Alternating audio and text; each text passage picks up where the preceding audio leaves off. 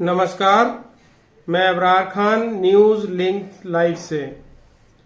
आज आपसे चर्चा होनी है क्योंकि आजकल चुनाव का माहौल चल रहा है, तो जरूरी हो जाती है कि इस पर भी चर्चा होनी चाहिए, और वो है चुनावी रेवड़ियां। तो ये चर्चा बहुत महत्वपूर्ण होने वाली है। इस पर आपको सोचने पे ये चर्चा मजबूर करेगी कि आखिर इसकी जरूरत क्यों पड़ रही है। और ये जो लेख है ये श्रवण गर्ग जी का लिखा हुआ लेख है। इसी पर हम अब बात करेंगे, जो उन्होंने अपनी बात को रखी है लेख के माध्यम से, ब्लॉग के माध्यम से, और बहुत महत्वपूर्ण लेख है उनका। तो चैनल पे आप बने रहें। जो नए साथी हैं वो इसको सब्सक्राइब कर लें, बेल आइकॉन को भी दबा लें ताकि नोटिफिकेशन उनको मिलता रहे नए वीडियो का। तो शुरू करते हैं। उन्होंने सवाल उठाया है कि मुफ्त अनाज और रेवड़ियां जनता का मुंह बंद करने के लिए है। इसी पर उन्होंने विस्तार से बात की है कि देश के 80 करोड़ गरीब अगर चाहें तो इस चुनाव के पहले जो घोषणा की जाती है उसमें जो प्रधानमंत्री जी ने घोषणा की अभी कि वो आगे 5 साल तक जारी रहेगा, इसी पर कि प्रधानमंत्री की तरफ से दीपावली के तोहफे के तौर पर भी स्वीकार कर सकते हैं कि आने वाले 5 और सालों तक उन्हें मुफ्त के अनाज की सुविधा प्राप्त होती रहेगी। सरकार को इस वक्त चिंता सिर्फ 2 ही बातों की सबसे ज्यादा है, पहले गरीबों की और दूसरी हिंदुत्व की। चिंता को यूं भी समझा जा सकता है कि हिंदुत्व की रक्षा के लिए गरीबों को बचाए रखना जरूरी है। इससे आप समझ सकते हैं कि गरीबों को बचाए रखना जरूरी है, मतलब उनकी गरीबी को बचा के रखना जरूरी है। वो ये कहना चाह रहे हैं उनकी गरीबी को बचाए रखना जरूरी है। ये सत्ता दल के लोग सोचते हैं।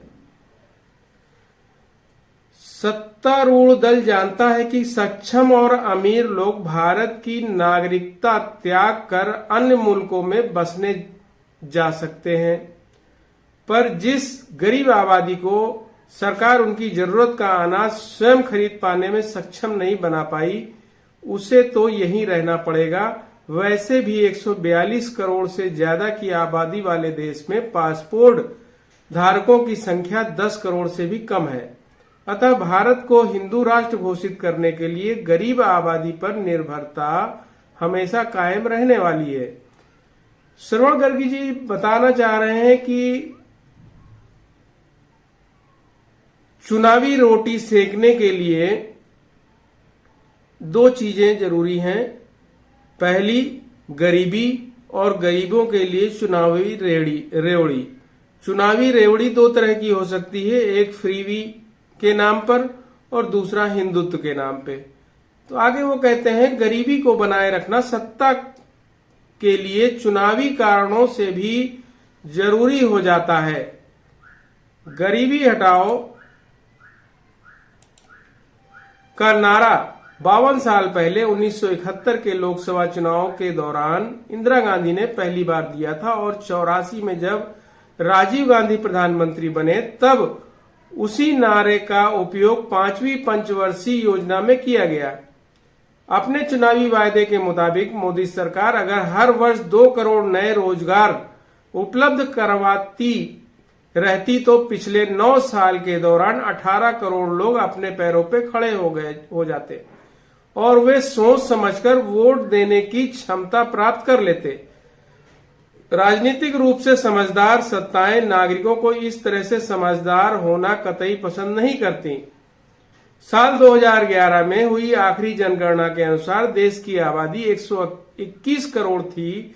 इतनी आबादी के 81.35 करोड़ लोगों को जरूरतमंद मानते हुए जुलाई 2013 से मुफ्त अनाज वितरित किया जा रहा है। योजना जब चालू की गई थी तब मनमोहन सिंह की यूपीए सरकार सत्ता में थी। भाजपा ने तब इस योजना का विरोध किया था। योजना के आरंभ होने के तत्काल बाद ही मई 2014 में मोदी सरकार सत्ता में आ गई।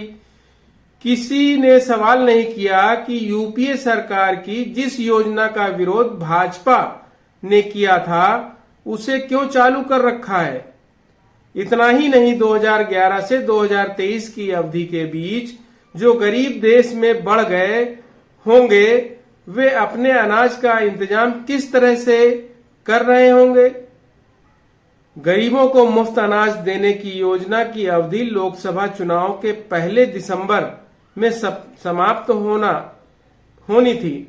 चूंकि भारत के हितों को लेकर सरकार लगातार चिंतित रहती है और संयोग से 5 राज्यों में विधानसभा चुनाव भी इसी बीच हो रहे हैं, तो पीएम ने यानी प्रधानमंत्री ने छत्तीसगढ़ की एक चुनावी सभा में योजना को 5 और सालों के लिए बढ़ाने की घोषणा नवंबर से पहले सप्ताह में ही कर दी। पीएम की घोषणा पर लाभार्थियों ने इसलिए ज्यादा तालियां नहीं बजाई होंगी कि ना तो वर्तमान हुकूमत और ना ही आगे की सत्ता में आने वाली कोई सरकार ही योजना को बंद करने की हिम्मत दिखा पाएगी। यानी लोग जानते हैं कि ये योजना चालू ही रहनी है, इसको कोई बंद नहीं कर सकता है। और जो अनाज वितरण का जो सूचना जो जारी की गई है सरकारी, उसमें 1 साल के लिए कहा गया है, जबकि प्रधानमंत्री ने 5 साल की घोषणा की थी। इसको आप ऐड कर लीजिएगा। तो मुफ्त अनाज वितरण की योजना 5 साल के लिए आगे बढ़ाने की घोषणा करते हुए पीएम ने छत्तीसगढ़ की चुनावी सभा में कहा, गरीबी से निकला हुआ मोदी जो गरीब को जी कर आया है, गरीबी को जी कर आया है, गरीबों को ऐसे ही असहाय नहीं छोड़ सकता। कितने भी संकट आ जाएं, गरीबों के बच्चों को भूखा नहीं सोने दूंगा, गरीब का चूल्हा नहीं बुझने दूंगा। मुफ्त अनाज बांटने की योजना हर साल 40,000 करोड़ रुपया या यूं समझे कि 5 साल में 2 लाख करोड़ रुपए का खर्च होंगे। इसमें चुनाव के दौरान की रेवड़ियों के खर्च अलग से हैं। 60,000 करोड़ रुपए के वार्षिक खर्च का बजट प्रावधान मनरेगा के लिए है। मुफ्त अनाज वितरण की योजना का लाभ लेने वाले अग्रणी राज्यों में यूपी, असम, गुजरात, एमपी, महाराष्ट्र और ये सभी भाजपा शासित राज्य हैं, के अलावा पश्चिम बंगाल, उड़ीसा, राजस्थान, कर्नाटक और झारखंड आदि हैं। विकास के रोल मॉडल के रूप में प्रचारित गुजरात में 74.64% ग्रामीण और 48.25% शहरी आबादी इस योजना का लाभ ले रही है। ये गुजरात का आंकड़ा है कि इतने लोग उसका लाभ ले रहे हैं। 125 देशों के लिए जारी किए गए वैश्विक भूखमरी सूचकांक यानी हंगर इंडेक्स, जो ग्लोबल हंगर इंडेक्स जो 2023 का आया है, उसमें भारत 111वें स्थान पर है। सूची के अनुसार श्रीलंका 60वें, नेपाल 69वें, बांग्लादेश 81वें और पाकिस्तान 102वें स्थान पर है।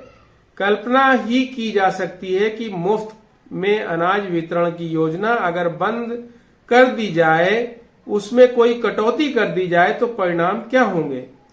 गरीब जनता शायद घरों के दरवाजों पर थाली कटोरियां बजाना बंद करके सड़कों पर अपनी खाली पेट बजाना प्रारंभ कर देगी। पिछले साल आईआईएम कलकत्ता के दीक्षांत समारोह में मुख्य अतिथि के रूप में बोलते हुए बॉम्बे स्टॉक एक्सचेंज के प्रमुख आशीष कुमार चौहान ने कथित तौर पर सुझाव दिया था कि कोविड के दौरान मुफ्त अनाज भोजन कार्यक्रम के विस्तार में भूमिका के लिए पीएम को नोबेल शांति पुरस्कार दिए जाने पर गंभीरता से विचार किया जाना चाहिए।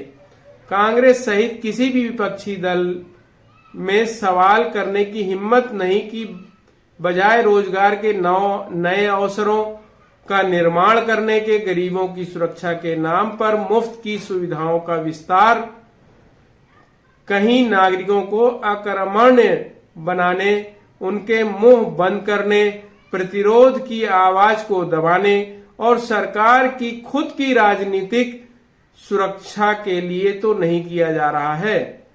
ये सवाल किया गया है। बिहार की जाति जनगणना और आर्थिक सर्वेक्षण के आंकड़े ने 11 करोड़ की आबादी वाले राज्य में 75 सालों में हुए विकास की खाल उधेड़ कर रख दी है। बिहार की 1/3 आबादी आजादी के इतने सालों के बाद भी आज सिर्फ 200 रुपए रोज की आय पर जिंदगी बसर कर रही है और इसमें सामान्य वर्ग में भी शामिल है। जिस दिन पूरे देश की जाति जनगणना के साथ आर्थिक असमानता के आंकड़े भी उजागर हो सकता है 10-20 करोड़ सक्षम लोगों की सीमित संख्या को छोड़ पूरे देश को मुफ्त की सुविधाओं का लाभ प्रदान करने की जरूरत पड़ जाएगी। तो ये लेख था श्रवणगढ़ जी का, जिन्होंने इसमें बताया कि किस तरह से देश में क्या स्थिति है। तो इसमें सोचने की जरूरत है, विचार करने की जरूरत है कि आखिर राजनीतिक पार्टियों को लोगों को गरीब रखने में क्या फायदा मिल रहा है।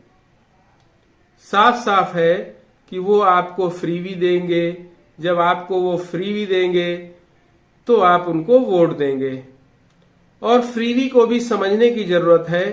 एक फ्रीबी वो होती है जिसको रेवड़ी जो कहते हैं, कि जब चुनाव आता है तो किसी चीज की घोषणा कर दी जाती है, और एक सहायता जनता के लिए वो होती है कि अगर महंगाई है तो हम उसे सस्ता करके कैसे देंगे, ये एक दूसरी चीज होती है।